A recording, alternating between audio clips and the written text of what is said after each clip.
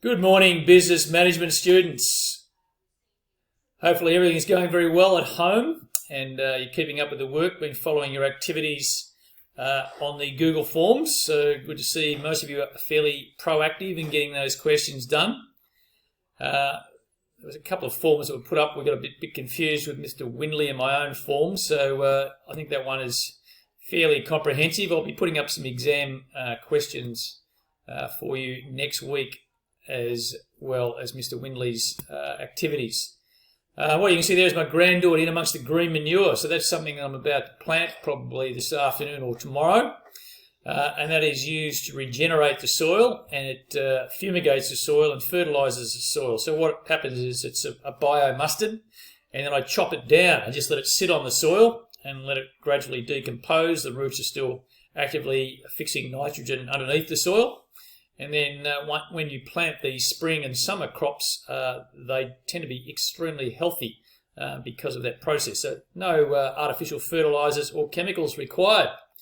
So there's another veggie garden lesson for you.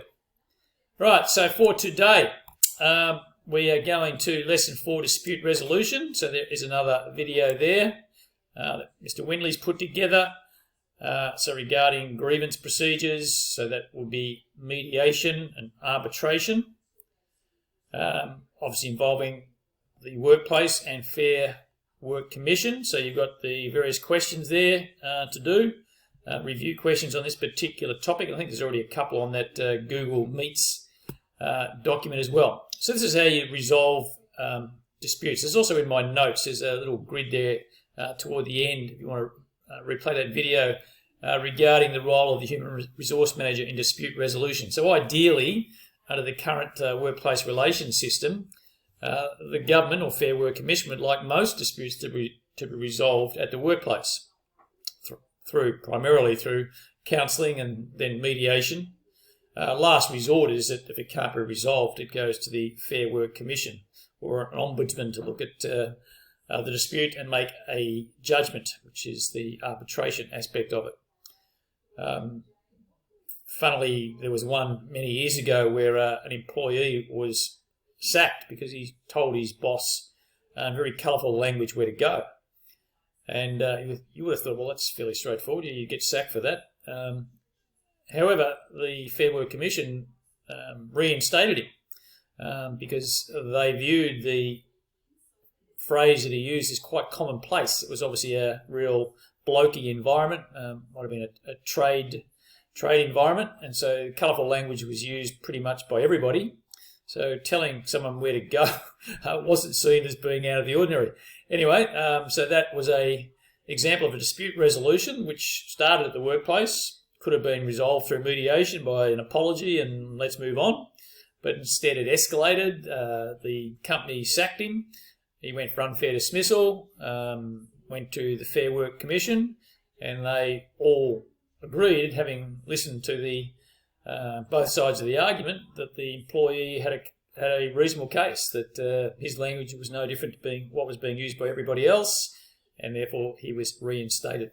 So, yeah, interesting part of human resource management. So ideally, get them resolved as quickly as you can. Right, so that's today's class, so watch that video. Don't forget Enrollo, so you know where that is down here. Yep, and there's your workplace relations Google Meet, which many of you are working on. So someone asked me, when's that due? I would have thought, let's go Wednesday, would be good. And we'll obviously be doing some practice exams and practice SACs next week. So I'm pretty sure that's everything I need to let you know for today's class. So any questions, I'm obviously online, and pop in for a chat if you want to, and see how you are going. Otherwise, enjoy today's class, enjoy the weekend, get out and get some exercise, go for a bike ride, go for a jog, whatever you need to do. Make sure you have a break. All right, so good luck. Make sure you pay some respect for Anzac Day, either this afternoon or early in the morning, which is usually the preferred time, but I understand you may not be up and about. But if you could watch any of those videos that the school's put out or I've put out, that would be terrific. All right, enjoy the day, enjoy the weekend, and chat Monday.